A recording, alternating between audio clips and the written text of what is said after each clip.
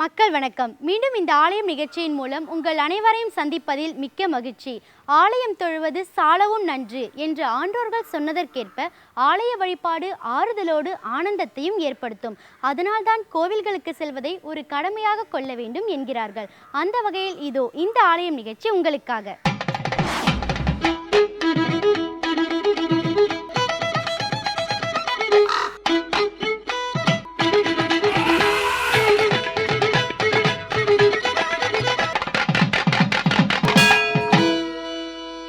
பூதகணங்கள் சிவபெருமானை வழிபட்ட திருத்தலம் காஞ்சிபுரத்துக்கு அருகாமையில் அமைந்துள்ள திருப்பெரும்புதூரில் அமைந்துள்ளது. பூதகணங்கள் வழிபட்ட சிவலிங்கம் என்பதால் இத்திருத்தலத்து இறைவன் பூதபுரீஸ்வரர் என்று அழைக்கப்படுகிறார்.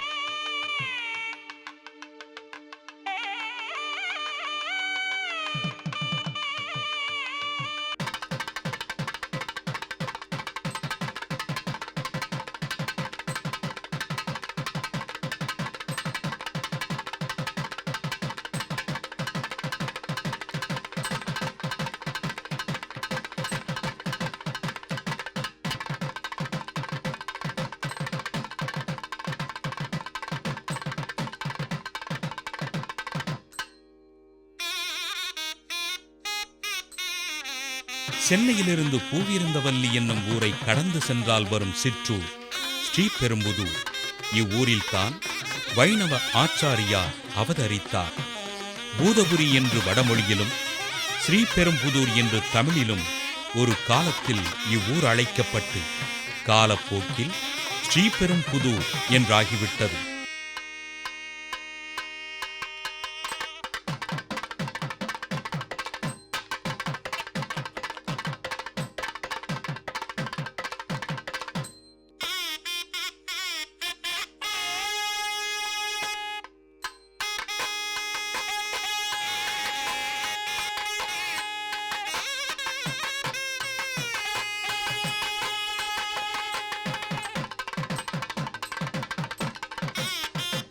பூதகணங்கள் வந்து சிவபெருமானை வணங்கியதால் இவ்வூருக்கு ஸ்ரீபெரும் பூதூர் என்ற பெயர் ஏற்பட்டது.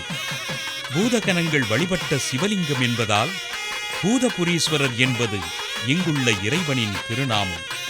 மிகவும் பழமையான இந்த திருக்கோயில் சௌந்தரநாயகி உடனுரை பூதபுரீஸ்வரர் ஆலயம் என்று வழங்கப்படுகிறது.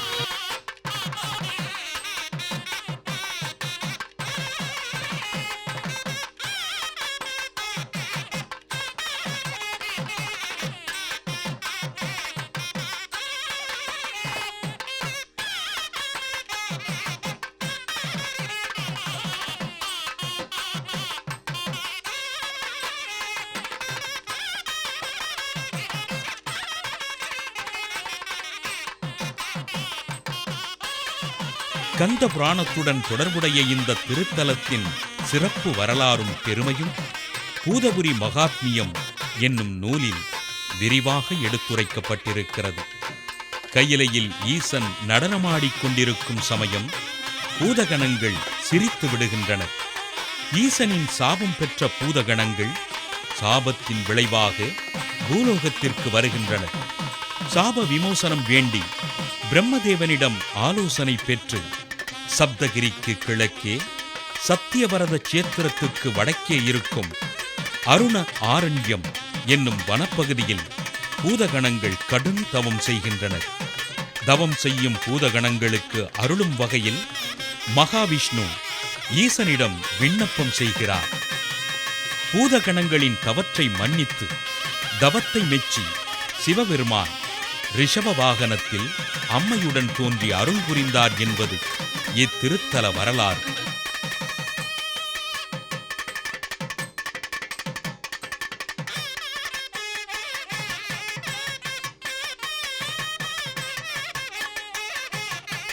சவுந்தரநாயகி சமேத பூதபுரீஸ்வரர் திருக்கோயில் ஸ்ரீபெரும்புதூர்.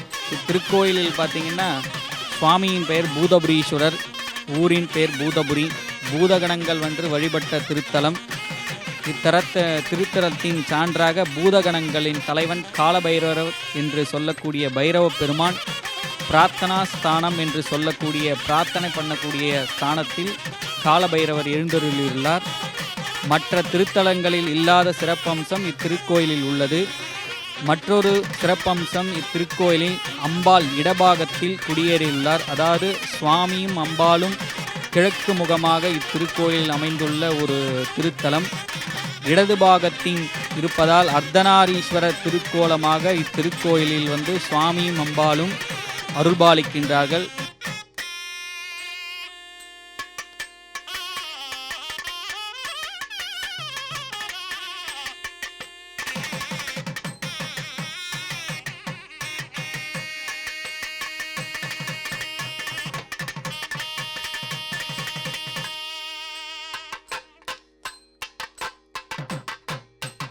விஷ்ணுவிற்கு சிவன் தன் குடும்பத்துடன் சோமஸ்கந்தர் உருவில் காட்சியளித்து பூதகணங்களுக்கு சாப விமோசனம் கொடுத்தது இத்திருத்தலத்தின் வரலாறு.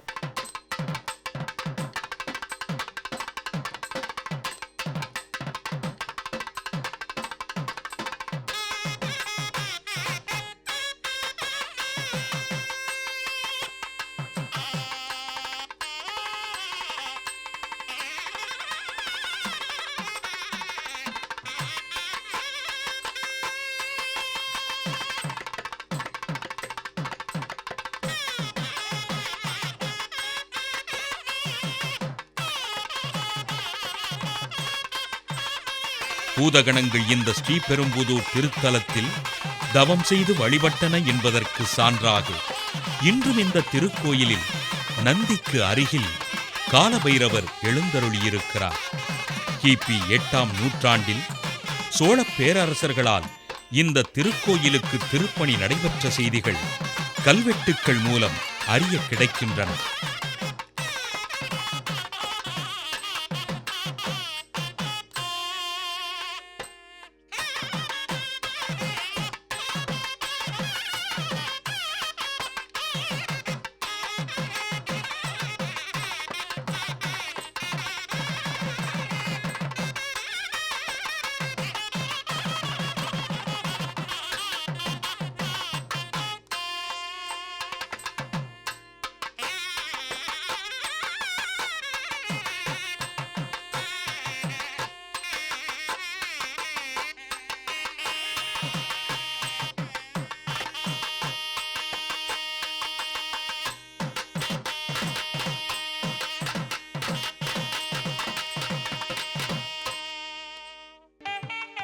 ஸ்ரீபெரும்புதூர் ஊரின் கிழக்கு பகுதியிலேயே அமைந்திருக்கின்ற இந்த சௌந்தரநாயகி உடனுரை பூதபுரீஸ்வரர் திருக்கோயில் சுவாமி சன்னதி, அம்பாள் சன்னதி இரண்டுமே கிழக்கு நோக்கி இருக்கின்றன.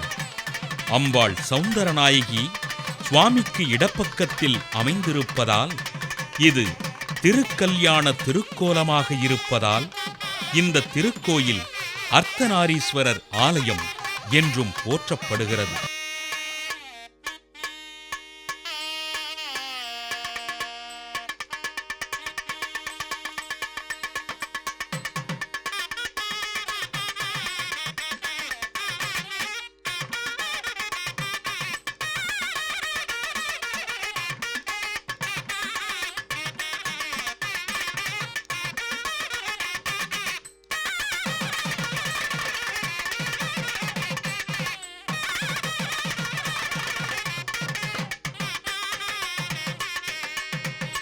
இத்திருத்தலத்தின் தலவிருட்சமாக மகிழமரம் உள்ளது.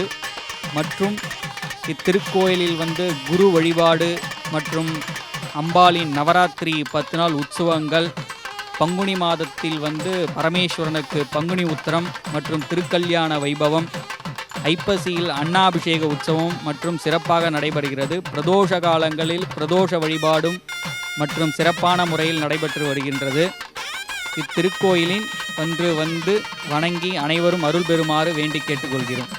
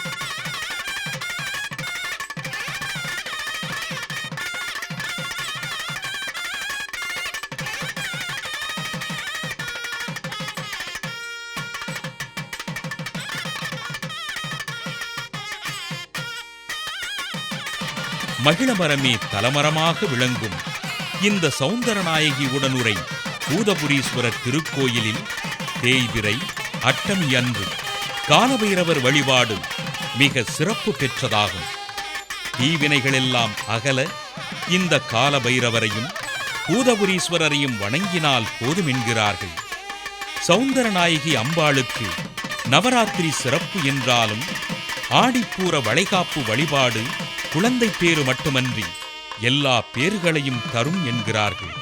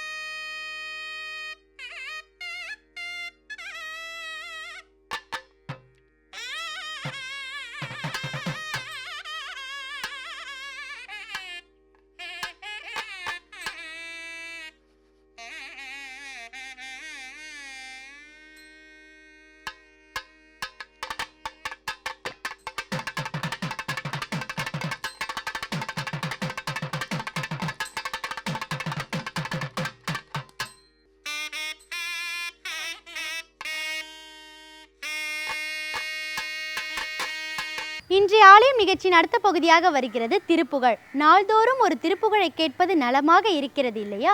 நன்மைகள் எல்லாம் தரும் திருப்புகழிலிருந்து இதோ ஒரு மந்திர பாடல் உங்களுக்காக. எல்லோரும் இன்புற்றிருக்க நினைப்பதுவே அல்லாமல் வேறொன்று அறியேன் பராபரமே. அருணகிரிநாதருடைய பாடல் கந்தர் அலங்கார பாடல் உதித்தாங்கு உழல்வதும் எனும் பாடல். அதில் பொதிந்திருக்கும் நுட்பமான தகவல்கள் என்ன என்ன என்று நாம் பார்த்து கொண்டு வருகின்றோம். இப்பொழுது மூன்றாவது பகுதி இங்கே. பாடலை பார்த்துவிட்டு விளக்கத்தை பார்ப்போம். உதித்தாங்கு உழல்வதும் சாவதும் தீர்த்து என்னை ஒன்னில் ஒன்றாய் விதித்து ஆண்டு அருள் தரும் காலம் உண்டோ. வெற்பு நட்டு உரக பதித்தாம்பு வாங்கி நின்று அம்பரும் பம்பரம் பட்டு உழல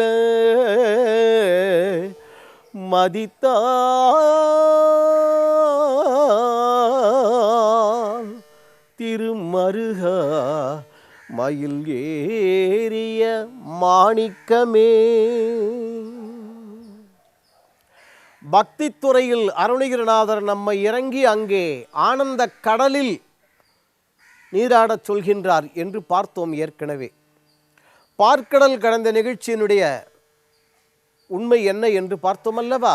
அவ்வாறு கடைந்த பொழுது அதிலிருந்து ஆலகால விஷம் பொங்கியது. தேவர்கள் அவ்வளவு பேரும் சிவபெருமானிடம் சென்று வேண்டினார்கள். அதை அங்கே சிவபெருமான் ஏற்றுக்கொண்டார். சிவபெருமான் ஆலகால விஷத்தை ஏற்றுக்கொண்ட பொழுது இதை ஏற்கனவே ஒரு தகவல் பார்த்திருக்கிறோம். சிவபெருமான் அந்த விஷத்தை அவர் அருந்திய பொழுது அங்கே அம்பிகை இருந்து அவருடைய கழுத்தை பிடித்தாள் என்று ஒரு தகவல் நாம் எல்லோருமே சொல்லிக் கொண்டிருக்கின்றோம். ஆனால் நம் மூல நூல்களில் எந்த ஒரு நூலிலும் அம்பிகை தன் கணவன் கழுத்தை பிடித்ததாக வரலாறு கிடையாது. தெரிகின்றதா? சிவபெருமான் அங்கே ஆலகால விஷத்தை தான் ஏற்றுக்கொண்டார். மறுபடியும் கூர்மையாக நினைவில் வைத்துக் கொள்ள வேண்டியது, பார்க்கடல் கடைந்த பொழுது அங்கே அந்த மத்து அடியில் அமிழ்ந்தது. மகாவிஷ்ணு அதை தாங்கிக் கொண்டார். அவருக்கு எந்த விதமான அமிர்தமும் அமிர்தத்தை அருந்தியவர்கள் தேவர்கள். அதே போல அதிலிருந்து முதலில் வெளிப்பட்டது ஆலகால விஷம். அதை ஏற்றுக்கொண்டார் சிவபெருமான். அவருக்கும் இந்த அமிர்தத்தினால் எந்த பலனும் இல்லை. உயர்ந்த நிலையை அடைவதற்கு என்ன செய்ய வேண்டும் என்பதையெல்லாம் நமக்கு பாடமாகவே நடத்தியிருக்கிறார்கள். அதன் காரணமாகத்தான் இப்படி இந்த பாடல் கடல் கடைந்த வைபவத்தை சொல்லி அருணகிரிநாதர் கேட்கின்றார், அப்படிப்பட்டவருடைய மருமகனே, சிவபெருமானை அழகாக சொல்லாமல் சொல்லி ஆலகால விஷத்தை ஏற்றவர் அவர். அடியனிடம் எவ்வளவு குற்றங்குறைகள் இருந்தாலும் அதை நீக்கி நீ எனக்கு அருள் செய்ய வேண்டாமா? அதைத்தான் உதித்தாங்கு உடல்வதும் சாவதும் தீர்த்து என்னை உன்னில் ஒன்றாய் என்று அங்கே பாடலின் தொடக்கத்தில் கேட்டார். அடுத்தது, மயில் ஏறிய மாணிக்கம் என்ன? மயில் ஏறிய மாணிக்கம் என்று ஏன் சொல்ல வேண்டும்? நம் எல்லோரையும் தீமை அல்லது கெட்டவைகள் என்று வைத்துக் கொள்ளுங்களேன். அந்த பாம்பு நம் எல்லோரையும் துரத்தி கொண்டிருக்கின்றது. நம்மில் பலரையும் அது கடித்து துன்புறுத்துகின்றது. அந்த பாம்பிலிருந்து தப்ப வேண்டும் என்றால், பாம்பு விஷங்கிறோம் இல்லையா, அந்த விஷத்திலிருந்து நாம் தப்ப வேண்டும் என்றால் என்ன செய்ய வேண்டும் என்று அருணகிரிநாதர் அங்கே சொல்லுகின்றார். அது என்ன என்பதை அடுத்த நிகழ்ச்சியில் பார்ப்போம். ஆறுமுகவள்ளல் நம் எல்லோருடைய உள்ளங்களிலும் இல்லங்களிலும் எழுந்தருளி எல்லா விதமான செல்வங்களையும் அருள வேண்டுவோம். அவன் அருளுவான். சரி நேயர்களே, நம் மனதுக்குள் 1000 துயரங்கள் இருந்தாலும் இன்றைய ஆலயம் நிகழ்ச்சியை பார்த்தவுடன் அவை மறைந்திருக்கும் என்று நம்புகிறோம். இந்நிகழ்ச்சி குறித்த உங்கள் கருத்துக்களை எங்களுக்கு தெரியப்படுத்துங்கள். மீண்டும் வேறொரு ஆலயம் நிகழ்ச்சியில் உங்களை சந்திக்கும் வரை உங்களிடமிருந்து விடைபெறுவது சரண்யா. நன்றி, வணக்கம்.